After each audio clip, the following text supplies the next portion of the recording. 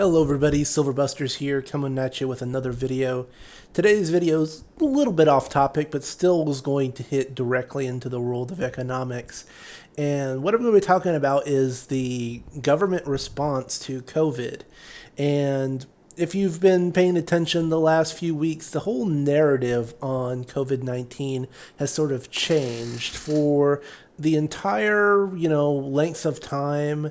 If you were to suggest that this was a man-made virus, that it was leaked from the Wuhan lab, even though it seemed just as likely back then as it does now, it seems like the evidence was the same back then. You were laughed out of town. You were called a conspiracy theorist. You were banned on social media. You were ruthlessly mocked, and you were silenced, essentially, in a lot of mainstream media formats. Well, now that topic has gone completely mainstream. We've got comedian versus comedian, Jon Stewart, the famous Daily Show host, going on one of his protege's shows that are out now, and I don't really know all their names anymore because they're all, loopy-doopy propaganda machines at this point. There's really no fun in watching the late-night programs. Like, I remember when I was a kid and I got old enough to watch Letterman and Leno, that was a big deal, because, you were staying up late and they were cool and they'd have, mildly edgy topics and that kind of stuff. And they made fun of everybody, they made fun of all the politicians. But now it's just basically another propaganda arm of the government that is only uttering one line. And it's just creepy the way it all lines up. But basically, that narrative has gone 180 degrees now. It's gone, oh, yeah, isn't it obvious that this is a man-made virus and it's a leak from such and such facility in Wuhan? So that just lends way more credence to what I'm going to say now, and that COVID, at the very least, the COVID response, and if you combine it with the lab leak theory, maybe even COVID itself, has been an effort by the power elite to run cover for their horrible economic policies, their monetary inflation policies, their, the way they manage the economy in general, with handing the few elites at the top ever greater quantities of bailouts and low interest loans and zero interest loans, and causing asset price inflation, and just screwing the little guy with inflation of housing and healthcare and education and food prices and basic transportation prices. If you isolate these things and remove them from the corrupt mechanisms of the Federal Reserve, where they adjust all the inflation statistics to look more favorable to themselves and politicians, you just end up in this space where it's obvious that all of these economic policies are for the benefit of the elite at the expense of the average person. And these are things that they wouldn't be able to do as much or as well under regular economic conditions, right? We saw how close they came in 2008 to having a centrist kind of revolt, because you had Tea Partiers and you had Occupy Wall Street people coming together and protesting the same people, protesting against bailouts, protesting against corporate America getting handouts while the rest of America suffered through the Great Recession, right?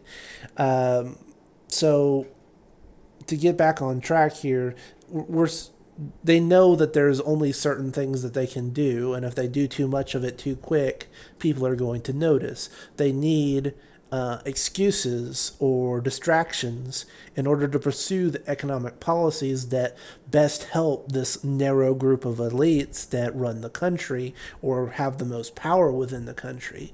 And there was a theme that ran all the time through a lot of the narratives during the Great Recession period where you would listen to podcasts, you would listen to Greg Hunter, you would listen to King World News, you'd listen to, SD Bullion reports, X22 reports, and they said, well, whenever the great powers in the past needed cover for economic failures, the failure of their own economic system, what they would do is create a threat and an outside enemy in order to justify the sacrifices that the common people would have to make and place blame on an external enemy for the problems that they themselves had created. So you see this very often in history, that a scapegoat is generated and then a war is started and economic problems, somehow magically go away because the sacrifices are forced down on the common people under the excuse of a war, even if it takes a false flag to get those wars started. So, but starting a war is getting trickier and trickier, right? There has been no major power on major industrial power war since the end of World War II. There have been proxy wars, there have been, kind of third-party skirmishes where, we go into Vietnam and, the Russians and the Chinese supply the Vietnamese, but it's not a direct head-to-head conflict, Russia versus USA versus China versus Europe, kind of World War III, full bang-on war. Because, nuclear weapons, right? Nobody wins a nuclear war of sufficient size. And if you start a major conventional war against a nuclear power, well, how long before they decide to deploy their nuclear weapons in their mind in self-defense, right? So starting a war is tricky, and not to say that we might not avoid a war. Things are looking increasingly dicey in the Taiwan Straits with the Chinese, and it might be a limited war. It may not be a full scale war, but you may have some sort of crisis over there where some Navy ships on one side and some hot-headed captains on the other side decide to lob some missiles at each other or fire some torpedoes, or some hotshot pilot screws up while doing a close flyby of a jet or something, and you get this potential point of spark of a conflict in the Taiwan Straits area. I think that's really possible given the current tensions that are going on, but it still carries all those dangers. If there's a full-fledged war in the South China Sea, the risk of that going nuclear is very high. And I think, the elites, as corrupt as they aren't complete idiots. They realize this, that wars as distractions for cover for their own mismanagement and their own corruption and greed are difficult to manage, and they can have unintended consequences. So what's something else that they can do that is scary, distracts the public, justifies increased central power, and forces sacrifices on the common people while the elites can continue to prosper? Oh, it's an outbreak of a virus, of a disease, right? So COVID, if there was ever a disease that the sociopathic elite could design to unleash upon the common public, it seems like COVID-19 is almost the ideal disease for them. Because let's think about it for a minute. It kills 500,000 people in the United States, but the vast majority of those people were over 80 years of age already, and most of the rest were over 60 years of age already. And I'm not talking about individuals here. If you lost a particular loved one, I am very sorry for your loss. I am not here to dish out individual, human tragedies. This is about the big numbers, right? When you look at the big numbers, the vast majority of people were elderly, or they had some kind of existing precondition that already made them unhealthy and put them in this category of, but potentially weakened before the virus even got to them, right? So basically, the government gets to kill a bunch of Social Security check people. They get to off a bunch of people that they view as suckers on the system. That even though they may have worked their entire lives and earned all of these benefits, the government looks down on them with disdain and, just is happy to get rid of them. And it managed to find a way to get rid of about 500,000 of those people. At the same time, they justified a massive centralization of power. They got all of these lockdown orders that are arguably unconstitutional and exerted a lot of police powers over the population, shut down businesses they didn't like in form of, small mom and pop businesses, and propped up businesses that they were connected to, like big box stores, the Walmarts of the world, the Amazons of the world, the Targets, all of these big corporations all managed to chug along and stay in the system and even benefit because you were forced into those channels. But if you were mom and pop running a small business, well, all of a sudden you had the police coming to lock down your store, even though it was perfectly fine for the Walmart around the corner to, have a huge swarm of people in it every single day. Right. So not only did you get to shut down your competitors, you got to impose new powers, and you got a massive cover for this economic intervention that has happened. And go back and look at the charts that I've had on my prior videos.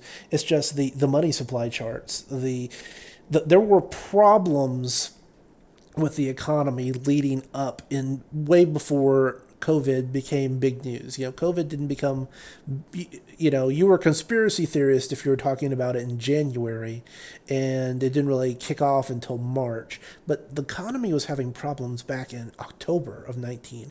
If you were looking at the repo rates, I did a video on this, the reverse repo. You don't really need to know the details, but it's like a measure of interbank stress. If no one will loan to you, then that means the Federal Reserve has to be your lender of last resort. That means there's stress in the banking system, right? So you get this situation where they already know they're coming up on a problem, and whether they release it intentionally or it escapes accidentally, they did not lose this opportunity to intervene with the most printed money in U.S. history, more than what was in the Great Recession, more than all the period of time before that. And they got to funnel this money specifically to people and groups that they preferred, because this money, compared to the piddling checks that the average people received in form of stimulus checks, and even in the form of extended unemployment benefits, the massive handouts and the purchases of treasuries and mortgage-backed securities, all of this liquidity ends up washing into the same 4 or 5 big money center banks that essentially are one with the government and the Federal Reserve. They're all one entity. They're not independent rivals, trying to outdo each other. They're all just working together to protect the system for themselves. And they would not have been able to print that much money and hand it out the way they handed it out without that level of fear that was generated in the population, without that cover that the coronavirus epidemic provided them. So, I'm not here to tell you that it's man-made or not man-made, or released or not released, or intentionally released or not intentionally released. But I am here to tell you they obviously took advantage of it in a very corrupt and narrow way to support themselves at the cost of ordinary people because they had that opportunity to do so. And I think it's despicable.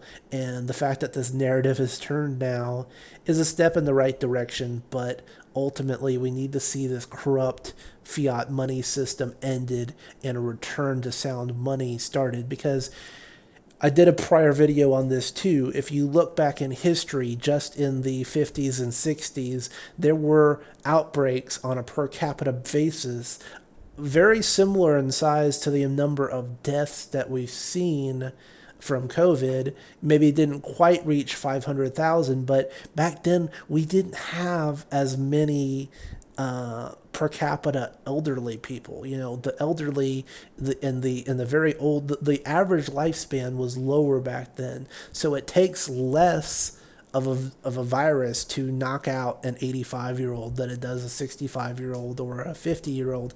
And the average health of those people matter too. So, you know, the average age was lower and the average health was also lower back in the 50s, 60s, 70s when we had these other outbreaks, these flu outbreaks, the Asian flu.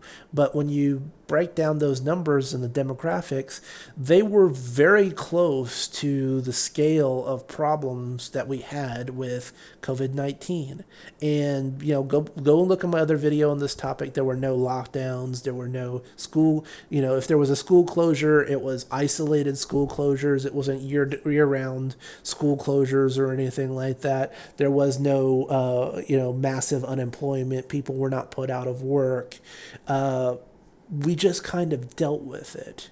And there was no major money printing or intervention by the government in any kind of significant way.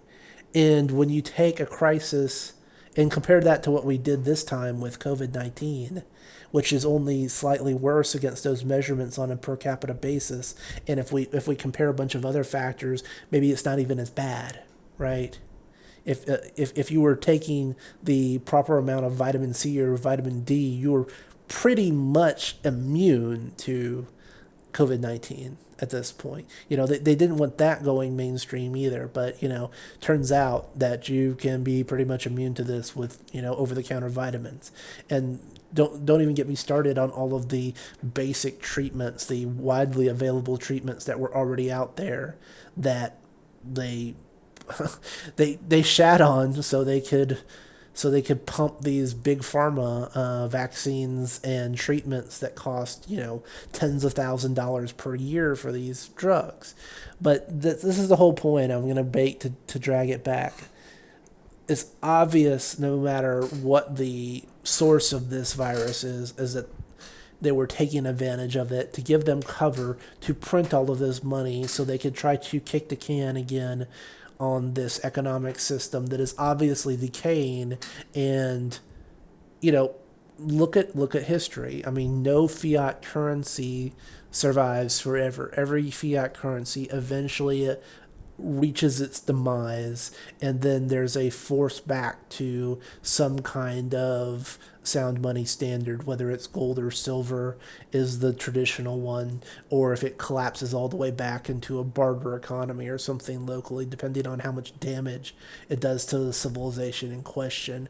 But those were all isolated events in the past, right? When a currency collapsed in one nation, it was a currency collapse in one nation. It wasn't the entire world. And this time, if we have a currency collapse, it is very likely, it will obviously affect the entire world, but I don't think anybody comes out the other side smelling like roses, even if you're a China or Russia and you're sitting on way bigger gold and silver reserves that you won't admit to, but then you pull it out during the crisis. Well, you're still going to have disruptions. You're going to still have massive problems within your own economy that are going to need to sort itself out, even if you end up coming out ahead of the pack. And this time, the fiat currency is global. It's everywhere. The fiat currency is everywhere. Nobody's really using sound money as the basis for their currency in the current age. And so it's inevitable. And no matter what they do, I mean, just trying to point out how they use COVID to try to push this economic system further than it ever should go. If you look at housing prices, if you look at copper, lumber, all of these things, the supply chains are breaking down for microchips, and because of microchips being undersupplied, you can't get cars because cars are basically rolling computers at this point. It's all interconnected, and once you can see how it's all interconnected, your eyes can open, and it brings you back to the same place. The same place is that you need to prepare yourself for the eventual demise of this system. You need to have sound money in your possession. You need to have physical security in the form of self-defense items and food and water and any necessary medications that you need for a period of crisis. Now, I'm not as big a doomer as I used to be. Some people take this to a way too far of an extreme, and I would say that there's even certain crises that I may not want to survive. You have to. Are you preparing for preparing for a 3 month or year-long period of economic chaos before some sort of sound currency is reestablished is much different than preparing for a nuclear war that outcome is a Mad Max scenario, right? Those are two completely different things. If you're training yourself to be a hunter-gatherer, you're really not... you're going to have a hard time, because I just don't see... it's possible that these kind of crises go back to that level, but I don't see it staying there, even if you have a very crazy period of time and a breakdown of supply chains. I just don't see it going all that long. You might do great with your gardening skills in a particular season or year, but I don't think you should count on your new profession for the rest of your life being, a hand tool agriculturalist, right? Because you're never going to outdo somebody with a tractor. Okay, the dumbest farmer in the world with a tractor will end up... I don't want to say that, because there is a lot of difference there, but basically an average farmer with a tractor will beat a brilliant farmer without one, okay, in the long run, in terms of calories produced. So you can go too extreme with it, but as far as the whole economic crisis cycle, this happens all the time. Look, every 40, 50, 60 years, there's countries all over the world, and it's kind of rinse, wash, repeat with the currencies. And it's just there for anybody to see this pattern, how the rich and the powerful and their assets come through the other side, and the little people who earn in paper money and save in paper money, they're the ones that end up suffering, right? So you have to do your best to take yourself out of that category, to own physical assets, to be able to protect yourself in a crisis, and be able to endure a period of time where things aren't normal, where it may be scary to go to the store to buy certain things because there's long lines, and it's even scary to leave home because there's crime or there's protests or there's riots. And ideally, in those kind of situations, you'd like to be able to sit back and say, well, I don't need to go anywhere because I've got backup food. I don't need to go stand in line at the bank because there's a bank run, because I've got assets outside the banking system that are going to survive this crisis, right? So just do your best and try to be that person. You don't necessarily have to prepare for World War III, because I'd say, and it's a tail risk. World War III is always a tail risk, but I don't think it's the most likely outcome. I think an economic crisis is almost inevitable, but the more extreme versions of the crisis are not. And that's just where I would put it right now, my unexpert opinion on the matter. Anyway, this is what I wanted to kind of hit you with this week. It does deal with a little bit of the world of politics and the world of COVID, but it all comes back to the economics in terms of what you need to do to prepare in gold and silver. If you have any excess money, if you have 401ks where you are the slow money and the dumb money in the mutual funds that are just used to be slaughtered, uh, while the big boys shift their money around in their high frequency trading accounts. Yeah, that none of that stuff is gonna matter on the other side. It's gonna be your physical assets that matter. Anyway, guys, I'm gonna let you go for now. This has been Silverbuster signing off. I hope you have a great weekend wherever you are. See you later.